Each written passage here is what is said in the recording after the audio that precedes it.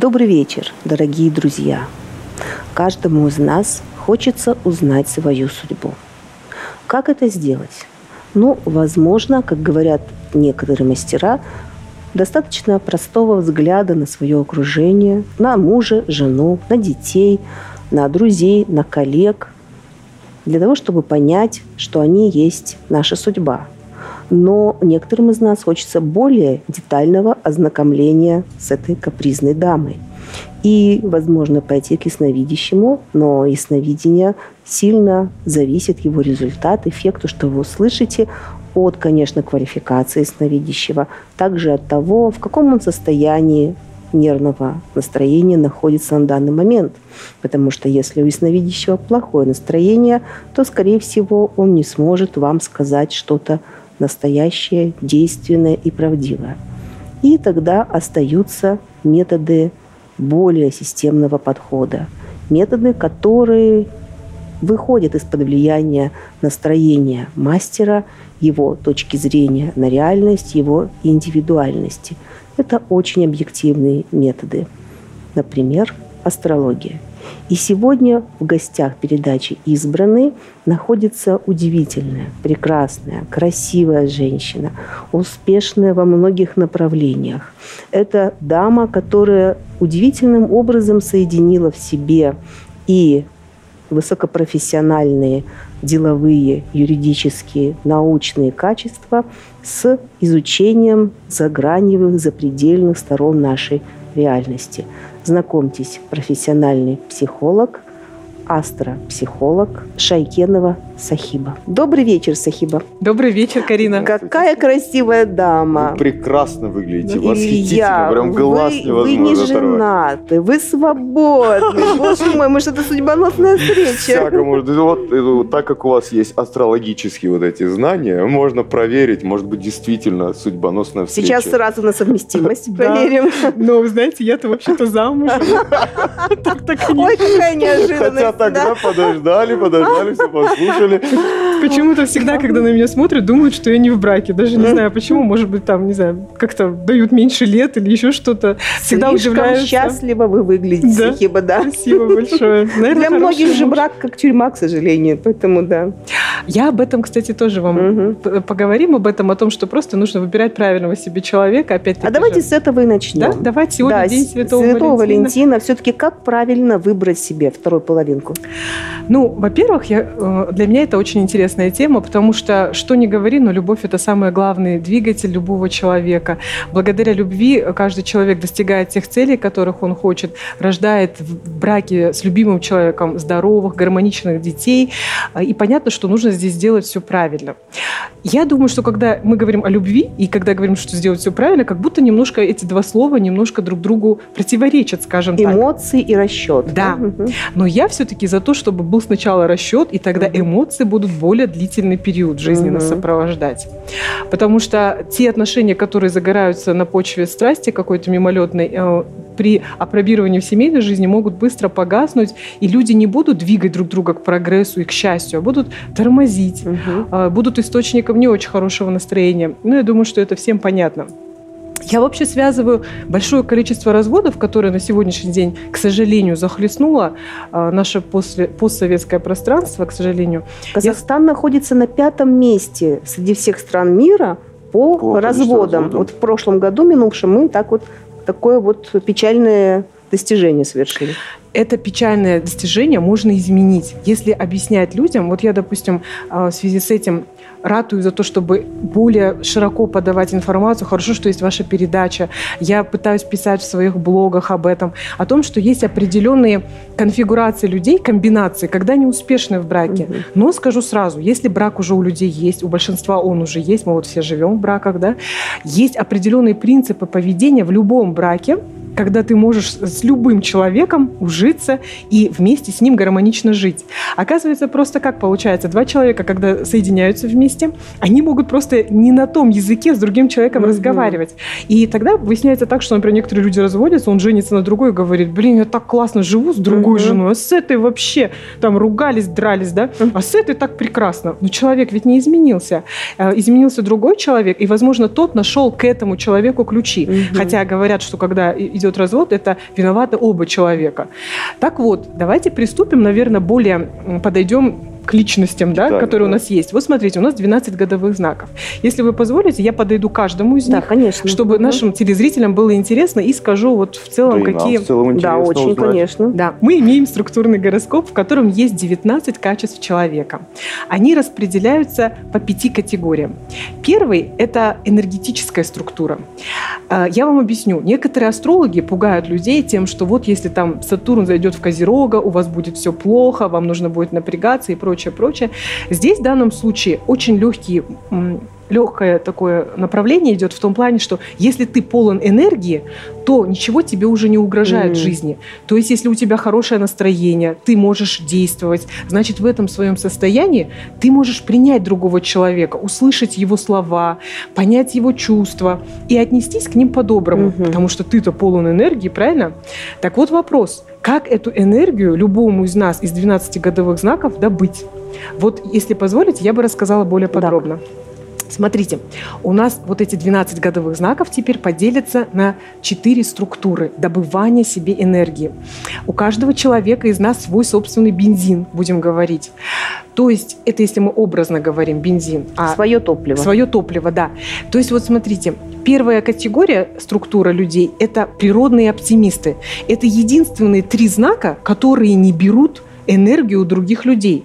Все остальные знаки каким-то образом все-таки подпитываются за счет общения, за счет контакта с другим человеком. Нельзя на них говорить, что это вампиры. Просто идет энергообмен между людьми. А какие не берут? Они берут, сейчас вам скажу. Смотрите, это год быка, это год лошади и год кабана.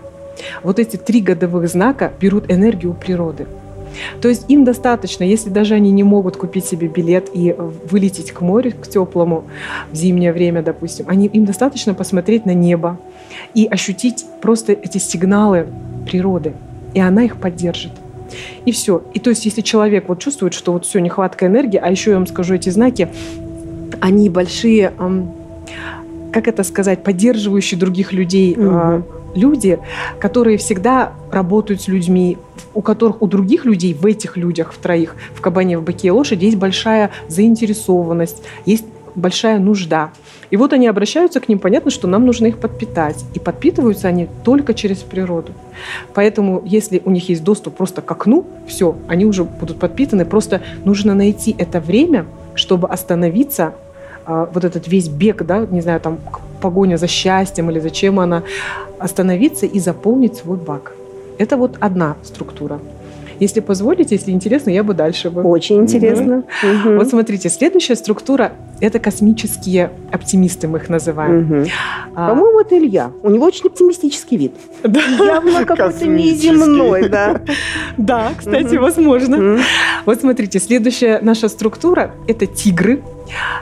Космические оптимисты. Они берут энергию, тигры-петухи, они берут энергию из космоса. То есть им достаточно поспать хорошо, и они уже наполнились энергией. Теперь, значит, у нас есть люди... Так, тигры, петухи, а третьи? Так, тигры, петухи, вот я, к сожалению, сейчас... знаете, 12 знаков, да, как-то вот иногда бывает, тем более, когда на тебя камеры направлены, можно что-то подзабыть, да. Потому что 19 качеств, я всегда вот говорю, у нас 144 комбинации вообще людей, это, представляете, 12 знаков плюс с их... знаком их месяца, да, то есть получается бык, козерог, бык, овен и так далее и тому подобное. Это 144 комбинации. А еще время рождения же. Да, то есть нюансов очень много. Поэтому, знаете, наверное, чем мне понравилась вообще вот эта теория структурного гороскопа, в том, что здесь нужно иметь очень хорошую память, нужно очень глубоко изучать психологически все аспекты каждой структуры, каждой комбинации, и это приносит огромное удовольствие психологу. Я ведь пришла из психологии в эту структуру, в эту науку. И я получаю огромное удовольствие, потому что когда приходит ко мне человек со своей датой и с определенными проблемами, я просто смотрю на эту дату, и мне уже очень много понятно. То есть я могу работать как психолог, но наша первая встреча, первое знакомство будет проходить через призму астрологии, через призму гороскопа. Потому что мне это поможет. Вот я вам скажу так, вот из энергетической структуры, если выйти, у нас есть так называемая структура идеологическая. Это то, как люди выглядят. В психологии мы всегда смотрим на внешность, да, человека, что он там делает, теребит ли он здесь где-нибудь, там что-то кусает ли ногти. То есть на все на это какие-то определенные диагнозы, да, накладываются. А астрология, структурный гороскоп, смеется всем этим наблюдениям. Почему? Потому что структурный гороскоп знает, что если вы видите женщину, которая говорит уверенным голосом, она, в общем, достаточно сильно уверенная, может быть случиться так, что она недостаточно уверена в глубине своей души.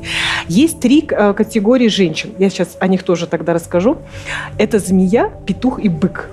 Я родилась в год змеи. Я родилась в 1977 году. Я не боюсь назвать свой возраст. 1 мая мне будет 41 год. Змея, петух и бык – это 3 женщины, которые выглядят даже иногда неуверенно. То есть хочется всегда, знаете, там открыть ей дверь машины, довести ее через лед, там подсказать ей, как там, куда ей пройти. А на самом деле это 3 мировые женщины-правительницы мира. То есть это самые сильные руководители крупных предприятий. Ну, я, наверное, чуть-чуть скажу о себе, потому что, ну, на ком мне еще привести пример, если я змея тут сижу, да? Я могу сказать о себе и о тех женщинах, которые правили уже миром или крупными корпорациями. Я была руководителем с молодых лет. Отличие женщины, именно змеи, петуха и быка, в том, что их вся энергетика идет на благо общества. То есть, если мы, например, возьмем некоторых других женщин, вот, допустим, дракона, да, из тех, что я помню, то эти женщины, они выглядят мистично. Вот, смотрите, змеи выглядят достаточно женственно, ну, так внешне, да, но у них огромная воля, они могут управлять большими коллективами. А, допустим, женщины-драконы, они выглядят вообще так достаточно мистично, кажется, что она такая неземная богиня какая-то, русалка, которая только что там села на берег, да? И некоторым мужчинам может показаться, что она достаточно такая непрактичная. Но правда в том, что драконы как раз-таки самые практичные женщины, которые очень хорошо знают цену того, чего они хотят, и знают, когда они это добьются, будут ли они этого добиваться. Достаточно есть какой-то такой счетчик. Прагматизм, да? Прагматизм, да.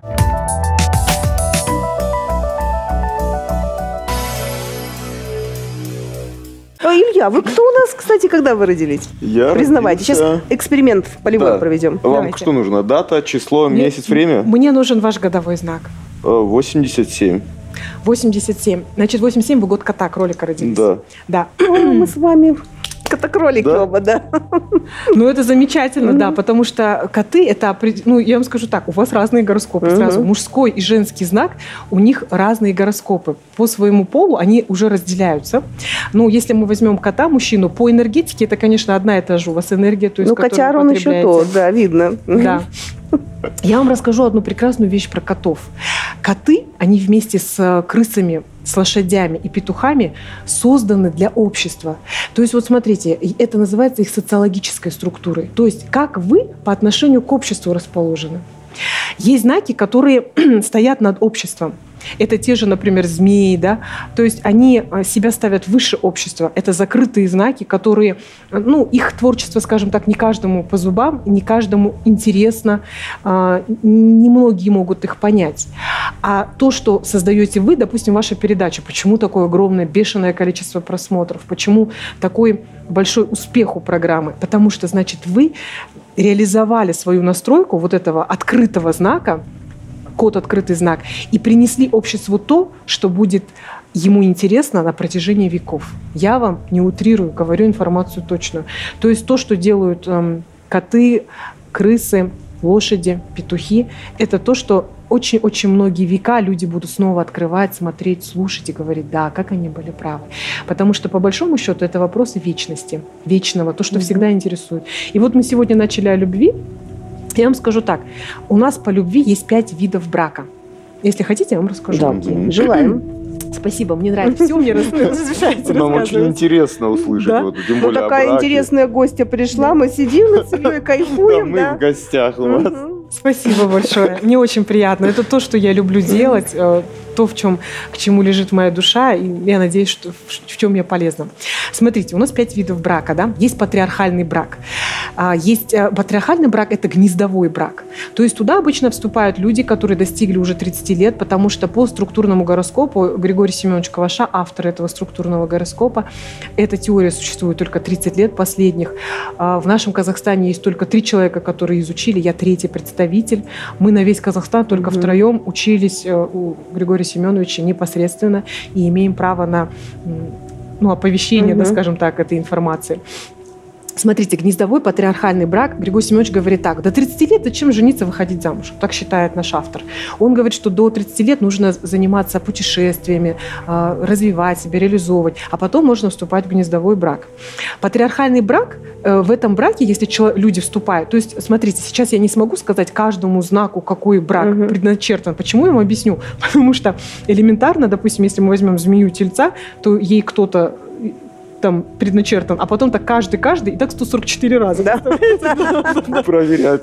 И прошло 20 передач на эту тему. Я, конечно, могу к вам приходить, да, с удовольствием, да, с большим. Основная теория здесь такая: есть гнездовой брак, есть духовный брак. Духовный брак – это когда 2 человека занимаются общим делом, то есть муж и жена, они в одной теме, они дышат одним и тем же. В этом духовном браке почему-то люди вступают в него так попозже, знаете, сейчас у нас никого не удивишь, там 45 лет люди женились, 47. Я считаю, что выходить замуж, жениться можно в любом возрасте. Да? То есть никогда нельзя сказать: о, все, дальше уже тебя никто не возьмет замуж, никто на тебе не женится. Такого возраста просто нет. Теперь смотрите, равный брак. Равный брак очень интересный в каком плане? Муж и жена соревнуются друг с другом. Это какая-то такая хорошая, здоровая конкуренция. То есть когда один другому говорит: ну что, сколько там у тебя ты заработал? Да, там пару миллионов в этом году. То есть есть какой-то азарт, и при этом друг друга супруги поддерживают. Есть такой равный брак. Понятно, да, что теперь, если, например, кто-то из мужчин попадет в такой брак, а жена захочет вот этого всего конкуренции какой-то, а он рассчитывал, что она там сядет, будет 5 рожать и за ними только смотреть. Вот где все проблемы, понимаете, конечно, в чем дело? Так вот, дальше идут, значит, у нас знаки. Вот 3 брака я рассказала, есть такой векторный брак. Векторный брак – это вообще самый сумасшедший брак. Я этому уделяю внимание. В котором не скучно, однозначно. Да, в котором вообще абсолютно не скучно, но, знаете, в какой-то степени это и счастливый брак, я вам скажу так. Но если кто-то выживет из супругов в нем. Да, я его чувствую, Карина знает больше, чем я. Да. То есть я вообще в структурный гороскоп, кстати, попала благодаря этому векторному браку. Сейчас ему безмерно благодарна, потому что я стала намного счастливее, узнав просто теорию. Знаете, вот когда попадаешь в какую-то... То есть выжили вы, как я уже поняла, да? Отлично, и слава богу. Да. Я выжила, да, там люди, может, до сих пор заикаются. Да. То есть, смотрите, в векторном браке происходит такая ситуация, когда вот вы встречаете человека, да, и все, у вас загорели все сигнальные лампы, вы видите все, она прекрасна, все остальные вообще не прекрасны. То есть, понимаете, человек начинает одного человека обожествлять и ставить выше всех других. И очень быстрый контакт происходит. Для каждого знака есть 2 человека векторных. Это векторный хозяин, векторный слуга. Допустим, если взять ту же змею, для нас козы – это наши векторные хозяева, и векторные слуги – это, получается, обезьяны. если мы возьмем котов, ну, раз вам тоже, раз мы тут втроем сидим и беседуем, смотрите, получается, что хозяин у вас котов – это дракон, вот, и лошадь – ваш слуга. То есть эти люди, при встрече с которыми нужно вообще-то осторожными быть. Но я сразу скажу сейчас в эфире, а то чтобы не было какой-то неправильной информации, если ваши родители родились в векторные годы друг другу, то есть если ваши родители уже были в векторном браке, извиняюсь, я попью. Так хорошо. Как интересно, прямо триллер. Да, если родители родились в векторном браке, значит... Значит, вам можно вступать в этот векторный брак и быть там счастливым. Еще есть люди-векторы. Я вот к этому тоже придется прийти. Представьте, сколько информации, да? Смотрите, из наших 144 комбинаций у нас есть люди, которые подразделяются. Вот вы попробуйте угадать навскидку, кто я. Сейчас вам объясню просто, какие характеристики, да, у людей. Смотрите, есть профессор. Человек, который переносит информацию, то есть он что-то знает, допустим, да, морализатор, который пытается в обществе навязать какую-то определенную мораль. Есть люди-короли. Короли – это очень редкие люди. То есть если мы возьмем весь объем людей, да, то есть смотрите, они же неравномерно рождаются, да, тут раз так много народилось людей, да, в один из месяцев, другой раз что-то раз роддомы пустые буквально. Ну, бывает же так реально. То есть самое большое количество людей – это аристократы. Аристократы внешне очень красивые, они любят, чтобы у них был большой гардероб. Это люди, которые, если они руководители, очень часто у них есть средства для того, чтобы открыть свое дело, или там их ставят во главе дела. Им нужно какого-то цербера рядом держать, который будет на всех лаять, не допустит каких-то сбоев дисциплины в этом производстве, хозяин которого аристократ. Пока он там в зеркало что-то там себе красоту наводит, за него управляют. Да. Вот. И получается, что аристократ просто вдохновитель этой идеи. Он всем так рассказал, как это все работает и как приносит много денег. А кто это будет все, рычаги эти все контролировать, это уже вот аристократы. Теперь у нас есть люди, вот профессор, да, вот аристократ. Есть у нас шут. Шут – человек, приближенный к королю. Король – это человек, который вобрал все вот эти вот 5 конфигураций, то есть он может быть и таким прекрасным, как аристократ, и таким умным, как профессор, и таким проницательным, как шут, и может быть таким активным и энергетическим, как вождь. Вождь, наверное, даже не надо объяснять, кто эти люди. Вот. Из этих вот 5 конфигураций получается профессор, вождь, шут, король, и 5-й человек, я сегодня на 5-го, как это на последнего память. То есть вот из этих конфигураций получается один из них – это вот я, один из них – это вы, я профессор. Это структурный гороскоп дает такую характеристику. Да, структурный гороскоп просто выделяет несколько структур человека, описание человека. И вот он говорит о том, что если мы рассмотрели 5 видов брака, да, то есть это гнездовой, это патриархальный, да, это духовный, это равный брак, это векторный брак. Если мы рассмотрим эти все браки, виды браков, то получится, что очень просто. Приходят люди, и они говорят, что они находятся в одном из этих каких-то браков. Так все-таки векторный брак. Как? Вот смотрите. Вот хорошо. Его, да. Я вас люблю. У нас с вами такая хорошая я сижу и думаю, где же продолжение триллера? Да. Вы мне дали возможность вот вспомнить. 5-й человек – это вектор. Вектор – это человек, который не дает никому уснуть, подвигает человека к прогрессу. То есть, кроме той рутины, которую мы делаем каждый день, он позволяет сделать человеку, чтобы тот написал книгу, да, что-то такое создал вечное. Это люди, которые других людей подталкивают к этому, мотивируют. Кстати, слово «мотивирует» я вообще психолог-мотиватор. Мне это нравится очень. Вдохновлять человека, подвигать его на какой-то поступок. Так вот, человека легко вдохновлять, когда ты ему говоришь: вот ты такой человек, вступил сейчас в этот векторный брак. Ну, ты здесь прекрасно выживешь, потому что твои родители были, допустим, векторы, да? Или, например, ты сам вектор. Человек-вектор, он может вступать в любой брак. Но это кто у нас, например? Конфигурация тигр-скорпион. Они могут жениться на ком хотят. Допустим, это вот одна. Или коза-близнецы. Это тоже векторные люди. То есть им вообще можно не бояться вступать в отношения с любым человеком. Так вот, эти векторные взаимоотношения, они всколыхнули весь мир. Еще знаете, какой интересный момент? Изучив вот эту всю науку, мы пришли к такому интересному выводу, что мы можем теперь, зная человека, как подпитывается энергетически, мы понимаем, где он энергетически подпитывался и писал там какие-то вещи, допустим, какие-то книги, да, но они не являются чем-то таким приносящим пользу обществу. То есть это была буквально его подпитка, понимаете? То есть он должен был в это время какой-то написать, хорошо, что я буду с загадками разговаривать. Смотрите, был такой Томмазо Кампанелло, наверное, он вам известен, он написал известный всем «Город солнца». Томмазо Кампанелло написал «Утопию». Вот представляете, как мне пришлось. Сначала я училась на юриста, изучала его. Потом, среди утопистов, да. Потом я поступила на психологический факультет, изучала его там. Теперь, значит, я пришла учиться Григорию Семеновичу, он мне опять этого Томмазо. Да.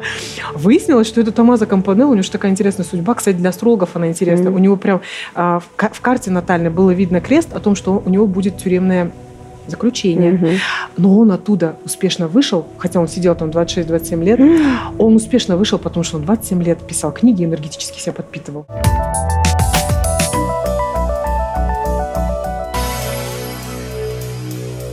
Нет ничего прекраснее, когда ты видишь женщину, которая счастлива в своем браке, и она спокойна за свой брак. Она не спрашивает: вы не увидите у меня развод? Вы точно у меня не видите развод? То есть некоторые этим так озабочены. Я всегда говорю: первый, кто увидит развод, будете вы. Вообще-то.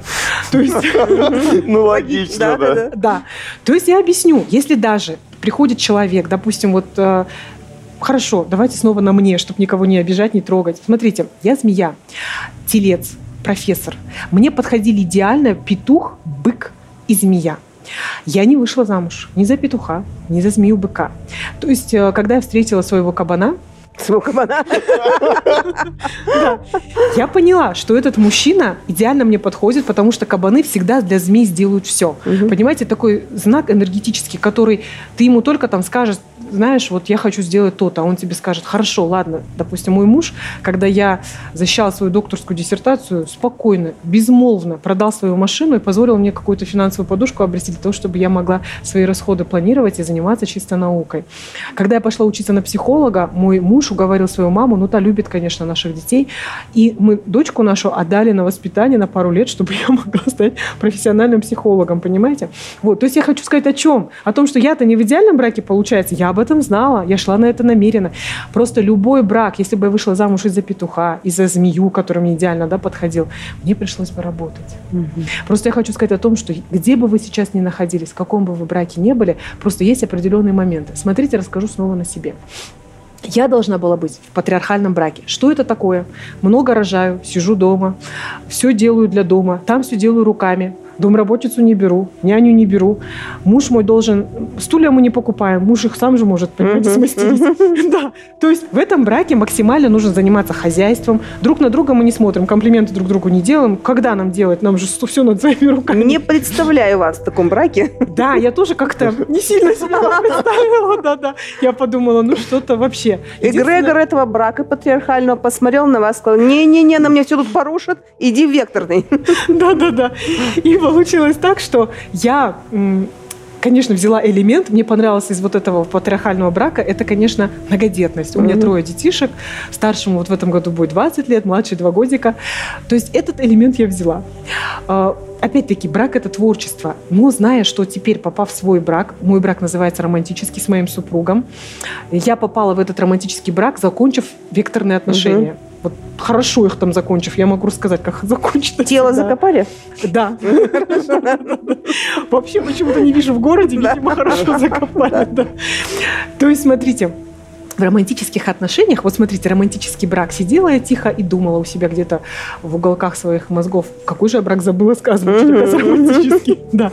Смотрите, романтический брак – это брак, когда супруг с супругой выходят на люди, и супруг может громко восхититься ею, сказать, дорогая, какая ты у меня сегодня красивая. Все посмотрят на это, скажут, боже мой, как этой женщине повезло. То есть, смотрите, актеры играют на сцене. Зрители нужны этому браку. Как только зрители встали, ушли, актеры все. Вышли, друг на друга не смотрят, смыли грим и занимаются своими делами. Это очень похоже на счастливый романтический брак. То есть мы выходим на улицу, мы идем в кино, мы так счастливы друг другу, прочее. Пришли домой, все, я пошла там заниматься своими проектами, муж пошел смотреть телевизор, там заниматься своими проектами, понимаете? То есть иногда женщина думает, например, да, если она не знает принципов романтического брака, что надо прийти домой и спрашивать, ну как ты себя чувствуешь, может, я массаж поделаю, может быть, тебе... А тут надо в покое оставить, да? Да, человеку это не надо. Если, например, это векторный брак, то здесь надо наоборот. Нужно на все общество, как говорится, посмотреть и сказать спасибо, до свидания, вы знаете, вы нам совсем не нужны, и нам все равно, что вы о нас думаете. Надо обнять свою половину, не выпускать ее из рук, прийти домой и ходить там в радиусе метра. Ну, на таком расстоянии, понимаете? Да проще на цепи, к батарее, и все. Никуда не уйдет теперь, да? Неважно, хозяин там или слуга, какая разница. Сиди, сказала. Вот точно. И что самое интересное, что ему не удается, понимаете? Ко мне обращаются женщины. Одна мне позвонила после того, как я рассказала, что такое векторный брак, и мне говорит, так аккуратно мне говорит, вы знаете, я считала вообще-то свой брак таким удачным достаточно. Но вот поняла, что все, что вы говорите о том, что человек не развивается в нем, понимаете? То есть у него был, да, большой потенциал, он мог руководить корпорациями, но он сел в этом векторном браке возле своего хозяина, допустим, и сидит там теперь. И она это поняла, и мне говорит, вы знаете, я вот подумала, может, нам развестись? Ну, мы несколько раз пытались. Так вот, что самое интересное, векторный брак разорвать очень трудно. Поэтому я всегда оптимистично смотрю на любой из этих видов брака. А вот Илья, когда захочет все-таки выбрать из множества атакующих его красивых девушек, как успешный актер, и скажет, ну, однако я остепенюсь. Как ему не попасть из векторного брака? Для него кто векторные хозяева и слуги? Да, я вот сегодня озвучила их. То есть, получается, это в вашем случае лошадь и дракон. Я вам скажу так. Нужно спрашивать год рождения. Всегда, когда с человеком соприкасаешься, я это делала с детства. Я вот в 3 классе прочитала журнал «Работница», и там прочитала характеристики, которые были тогда доступны советским гражданам, первые появившиеся. Все, с тех пор я спрашивала, а вы телец, козерог, а мне кажется, вы дева. Сейчас, когда я уже, будучи большую практику и защитив докторскую диссертацию по уголовно-процессуальному праву, я хороший физиогномист. То есть я могу по лицу сказать человеку, в принципе, часто угадать. Очень легко, знаете, раков угадывать. Это такие женщины, у них такое лицо достаточно легкой диагностики. Вот, немножко пообщавшись, можно угадать любого. Так вот, вы для того, чтобы не попасть в это векторное кольцо, должны понять. Смотрите, как ошибочно думают люди, любые, которые подходят к своему векторному хозяину и слуге. Мы почему-то думаем, что любовь – это вот прям сердце стало стучать там в 20 раз быстрее, кровь начала там бежать по венам буквально, да, и ты чувствуешь все, это тот момент. Я вам скажу, что это не так.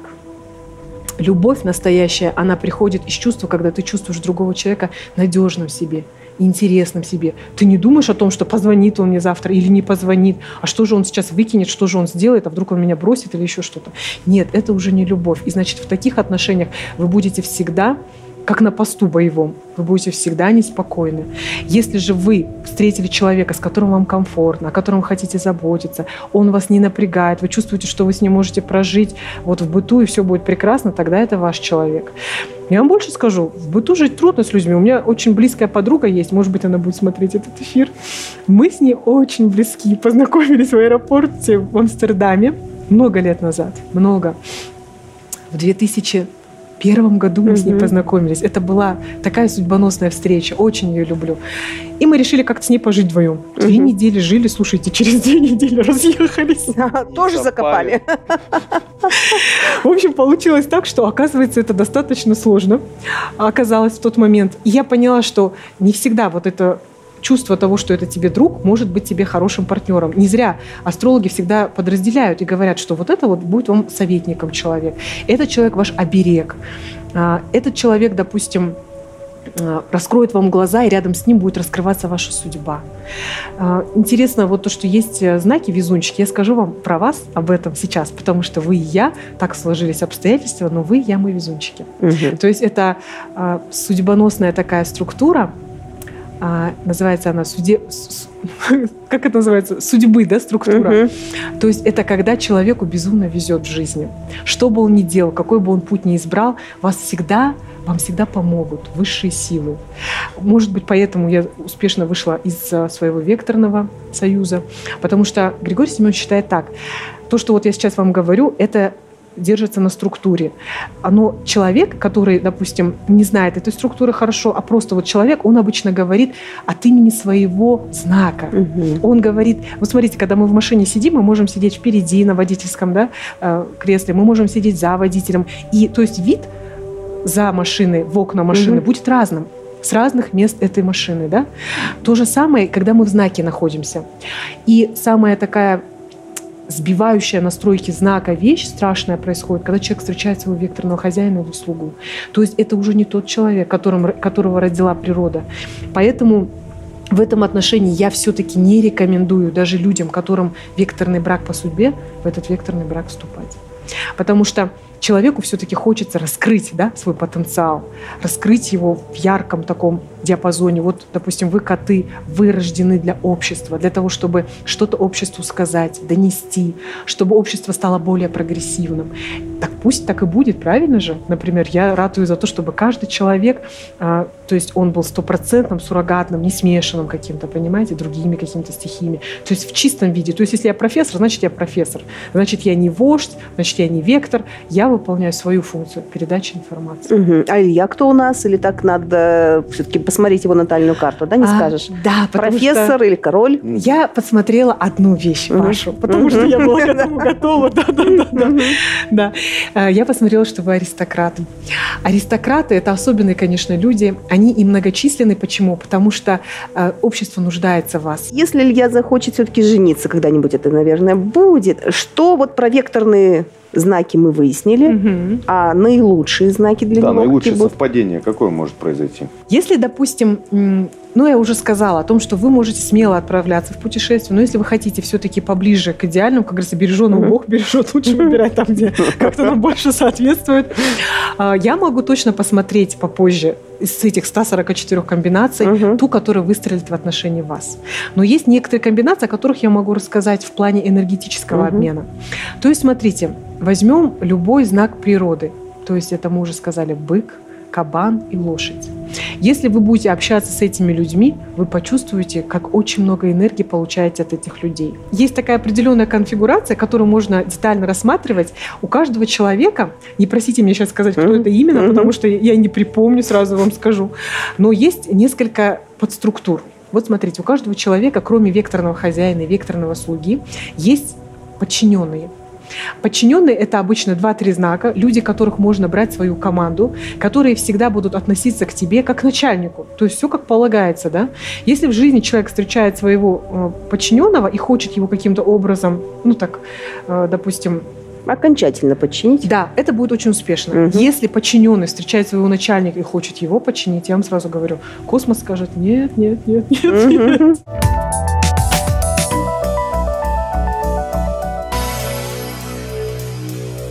Большинство ученых, а сейчас, конечно, тенденция меняется, они материалисты. Да. Они вместо Бога ставят материю. Да. А астрология и нумерология все-таки имеют дело с тонкими материями, потому что, ну, такой кондовый материалист скажет, да что за ерунда, какие-то там небесные каменюки гигантские на нас влияют каким-то боком, каким-то образом.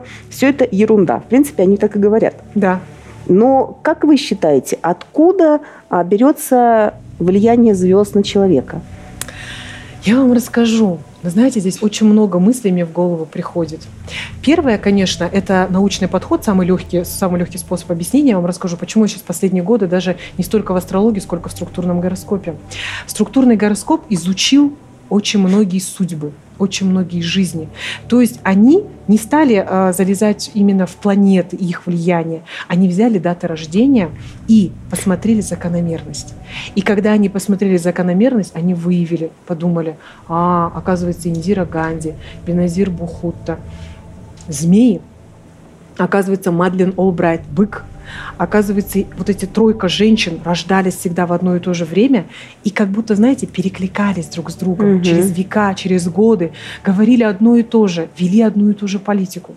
Если мы посмотрим на правление женщин, допустим, дочь известного Тюдора, она правила очень много лет, то есть их правление долговечно. То есть это о чем говорится? О том, что их не хотели свергнуть, о том, что их политика была безупречна, она была преемственна, она нужна была народу. То есть если бы такой человек, допустим, стал бы какими-то другими вещами заниматься, неизвестно, как бы это закончилось, да?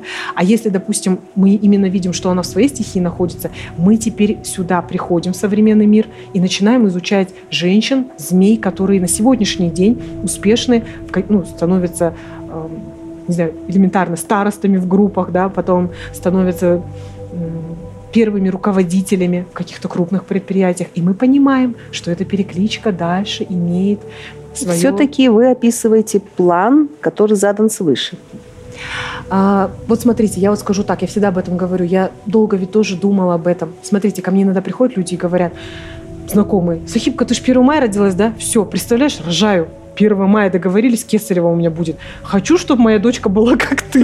Вот просто я привожу пример. Я говорю, о, классно, 1 мая это особая дата, давайте. Тут они мне звонят 30 апреля и говорят, блин, антитела поднялись. Пришлось нам прокисариться раньше. И я наблюдаю это каждый день. То есть иногда некоторым людям удается, конечно, в те даты, которые они определили с астрологами, там как-то посчитали. То есть это о чем говорит? Это говорит о том, что дату рождения все-таки дадут свыше. Да. А уже когда человек родился, то уже наука включится и даст ему просто так, как в фармацевтике, все качества, все свойства, все это уже будет дано от более материальных структур. А вот именно вот этот момент, когда родится человек, у кого какой человек родится. Иногда же бывает так, например, говорят, о, все, я готова родить, у меня сейчас все хорошо, материально, морально и прочее, а ребенок не приходит. Значит, не время. И потом в какой-то момент, когда свыше посчитают, что время, вот не зря же, знаете, говорят, что первый ребенок кармический. То есть, если мы посмотрим на детей очень многих людей, то именно с первым ребенком у очень многих проблемы. Я это заметила, работая психологом в школе. Вот приходят мамы и говорят мне: вы знаете, вот у меня прекрасных 3 детей, шикарных, но вот старший, не могу с ним найти общий язык. И это повторяется из раза в раз. Я уже, когда приходят, говорят: ваш первый ребенок, я уже готова. Да. То есть получается, что природа думает мудро так: а вдруг эта женщина с этим мужчиной больше не захотят детей? Нужно, чтобы они все отработали с этим ребенком. Да, потому что ведь этот ребенок — проекция этих людей, понимаете? Если они сами на себе не рефлексируют, не видят свои проблемы, им дадут такого ребенка. На, посмотри на свои качества со стороны. Попробуй быть матерью такого ребенка. Говорят же, я люблю своих внуков за то, что они отпустят моим детям. Да. Я задам немножко грустный вопрос. В чем причина младенческой смертности, на ваш взгляд? Младенческая смертность происходит из-за неготовности матери. То есть мы думаем, что готовность, она должна быть только материальная. Да, это имеет большое значение. Некоторые женщины не могут доносить ребенка, если они живут в съемной квартире. То есть, когда я начинаю разговаривать, я сразу говорю женщине: вы не родили этого ребенка, потому что ребенок не захотел вас обременять. Вы не ждали этого ребенка, кто-то его не хотел. То есть, понимаете, это очень материально. И тут женщина садится. То есть не было еще такого, чтобы женщина пришла и сказала: ой, нет, вы что, у меня все замечательно. Это был именно тот момент, я ждала, я каждый день с ним разговаривала и прочее, и вот так получилось. Нет. Дети не приходят тогда, когда есть какой-то страх. Страх не дать ему какого-то определенного уровня образования, не дать ему определенного уровня общения. Когда ты думаешь о том, что у него будут какие-то стесненные обстоятельства, это все очень влияет. Существуют ли тотемные хранители у людей? Конечно, конечно. Я вам скажу так, я этой темой, конечно, сильно не увлекалась. Есть вещи, которые мне нравятся. Но я просто вижу, что вы человек многогранный, обладающий многими знаниями, поэтому мне интересно так вот повытягивать их у вас. Да, хорошо. Может быть, есть такое что-то, да, что я не знаю даже. Ну, я вам скажу так. Во-первых, начнем с того, что 12 годовых знаков вот представлены в виде животных не зря. Знаете почему? Потому что каждый человек похож на животное. Я сейчас никого не хочу не оскорбить, ни что-то не сделать. То есть у каждого человека есть эти качества.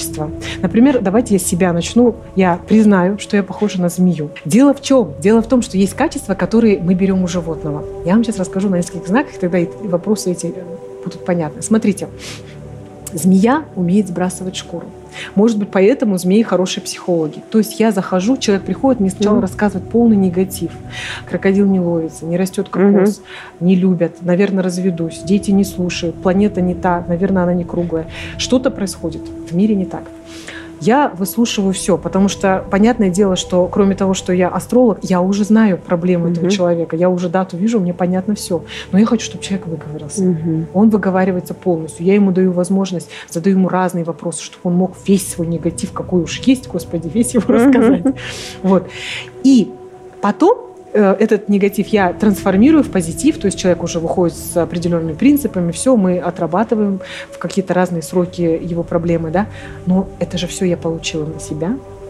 Но я ведь змея, то есть у змеи есть это качество снять с себя эту шкуру, понимаете, да? То есть я, не знаю, как там змеи в природе, как-то я не изучала, но я ежедневно скидываете шкуру. Да, я себе говорю, знаете, нужно обращаться к своему животному, нужно просить у него защиты. Я себе говорю: Сахиба, я змея, ты змея, поэтому мы скидываем эту старую шкуру.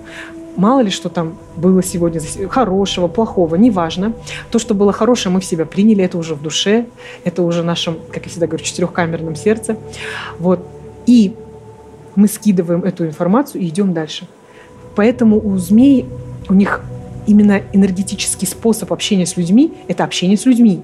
Потому что если бы это их напрягало, и они не умели бы скидывать в себя негатив, тогда бы, наверное, они таким образом и не подпитывались. Очень интересно. Я, в принципе, верю в гороскопы и в то, что звезды все сошлись не просто так.